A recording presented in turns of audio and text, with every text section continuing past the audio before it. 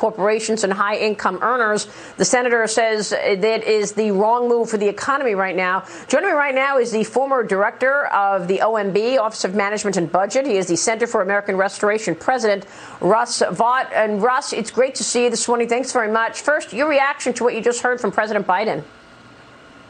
Yeah, thanks for having me, Maria. I mean, the president continues to be economically illiterate on one hand and not recognizing that his plan has major costs on the American people, on American business, and making us uncompetitive.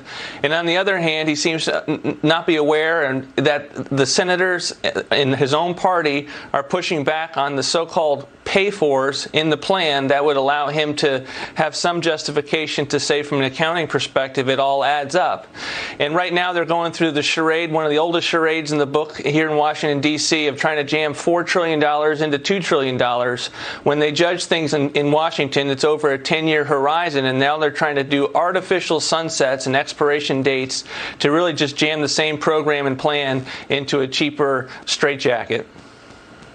Yeah, and that's exactly what Cornerstone Macro's head of U.S. policy research, Andy LaPerriere, told me yesterday on these gimmicks in this plan. Listen to what he said when he joined me yesterday.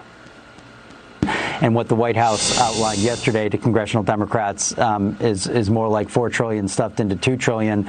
And so the big question is Joe Manchin going to go for that? I mean, he's expressed concerns about the debt and deficits, and this would create either larger structural deficits or the need for more revenue down the road.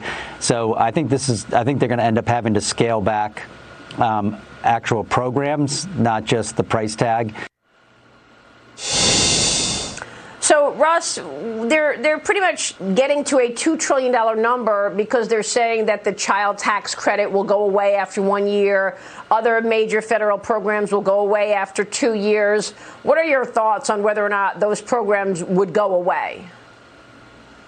They won't, and that's the problem. That's what makes them artificial as a sunset, and as this, there is no short-term spending in Washington, D.C.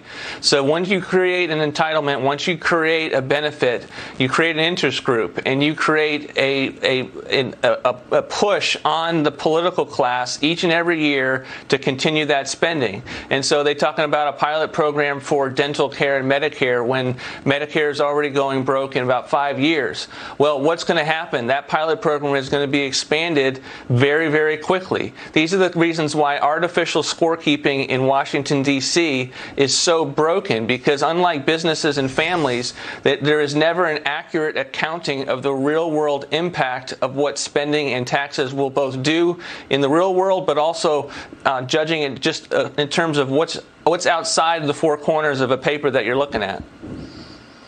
Real quick, give me your reaction to the interview that I just had with Mark Zandi, because I questioned why we're even negotiating and talking about more money thrown at the economy in this $2 or $4 or $5 trillion package, wherever you come down on it, while we have this surging issue of inflation. He said it's not a problem. My reaction is that's not the reason. My reaction is that it's madness, and that this notion that you're going to have inflation that's transitory, and that you're going to add $4 trillion in the future, and in the present there's going to be immediate spending from this. It's just going to make the situation worse. And we have the reality that the increases in home pricing will be something that will take effect into next year's CPI, and there's a lot of things that are driving that and going to make inflation worse over the next 6 months to 8 months that this just adds to.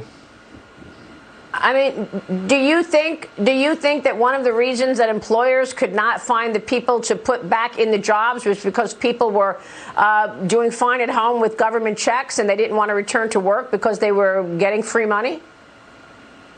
Categorically, yes. The levels of spending between unemployment and just all of the benefits the federal, state, and local governments give now have made it far too easy for people not to get back into the workforce to be able to ensure that they can put food on the table for their families. All right. Russ, great to have you this morning. Thanks very much. We'll keep watching all of that. Russ Vought joining us this morning.